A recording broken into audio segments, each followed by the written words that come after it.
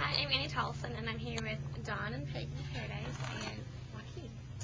And they just finished doing the Camino de Santiago, so I'm asking a few questions. How long did it take you guys to complete it? Don? Well, we do a section a year, so it took us 6 days to complete one section of the Camino. Of 100 miles.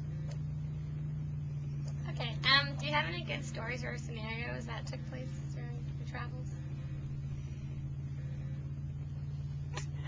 Well, we just, we have done 3 sections.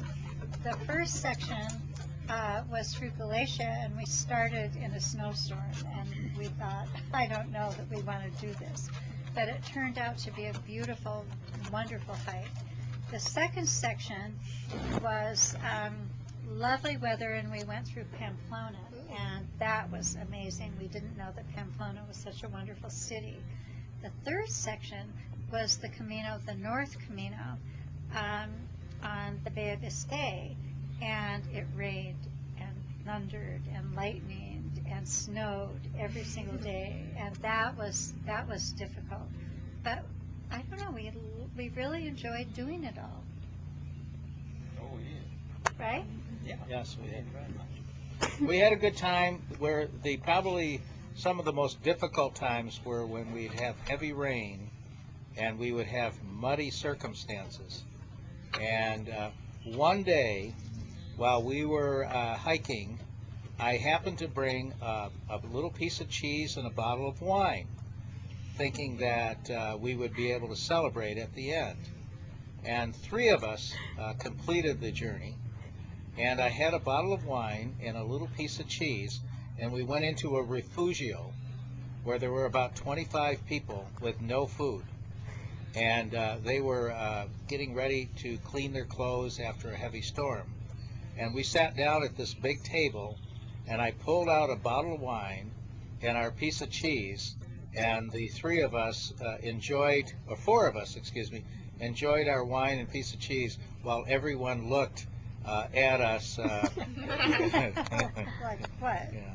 But anyway, that was really kind of a fun experience that day. It was very, very hard hiking, very muddy circumstances, but we did persevere and finish our journey. But I think that the most meaningful part to us, the very first time we did the Camino, we did the last 100 miles from Ocebreo in Galatia to Santiago. And walking into the cathedral at Santiago, there's a pillar of marble, and on the pillar is an indentation from 1,000 years of pilgrims, and you can put your hand deep into it, and there's a feeling when you've finished that you've accomplished something very special, because for 1,000 years people have done this particular pilgrimage and put their hand in the same place that you put your hand, so that there is almost an inch indentation in the marble in the shape of the hand. It's very special. That's neat. What was like the biggest culture shock you experienced? Oh, I don't know. For me, I had fabada, which is the Spanish cassoulet, and it was wonderful tasting. And then I realized when I asked what was in it, that there was blood sausage, and I was eating blood sausage. But it was really good. I mean, it was good tasting, but I never thought in my life I would eat blood sausage. So that was my culture shock. Was it difficult to like get around if it was little Spanish? We had Joaquin, Yeah. so we had no problem. Pues, It was the guy. He was the guy. Speak to them in Spanish. yeah, say something. Sí, tuve cuidado de toda esta gente ahí en España durante 3 o 4 semanas en 3 o 4 años diferentes. Cool. What kind of place did you guys stay in when you were traveling? We stayed in a small hotel with 9 rooms that was owned by a 30-year-old woman that was wonderful.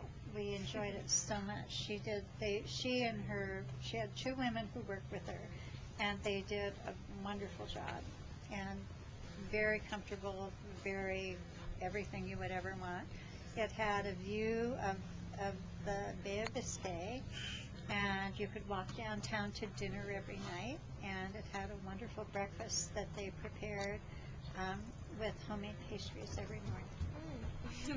The biggest culture shock that I noted is that dinners were served at 9 o'clock as the earliest. And usually I'm in bed by 9 o'clock. So to stay up past 9 o'clock to have my dinner, it was a culture shock for me.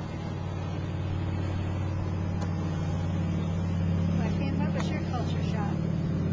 I don't have anyone. I have lived in a culture shock for all my life over there. Your culture shock is here. That's right. Olympia, Washington. Scary place.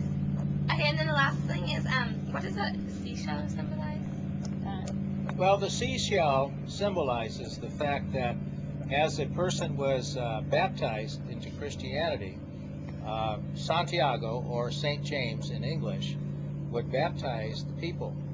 And because they didn't have rivers to immerse the people in, Santiago would take the shell, which was, I believe, a scallop shell, and they would fill it with water from the holy water and baptize the people. The interesting thing is that of all the time that Santiago, or St. James, was in Spain, he was able only to convert, believe it or not, 7 people in his life to Christianity. Whoa. A little known fact. That's amazing. His burial site is in Santiago, Compostela, in the cathedral. So thank you. You're You're welcome. welcome. You're welcome. Thank you. As always, yours for better dental health.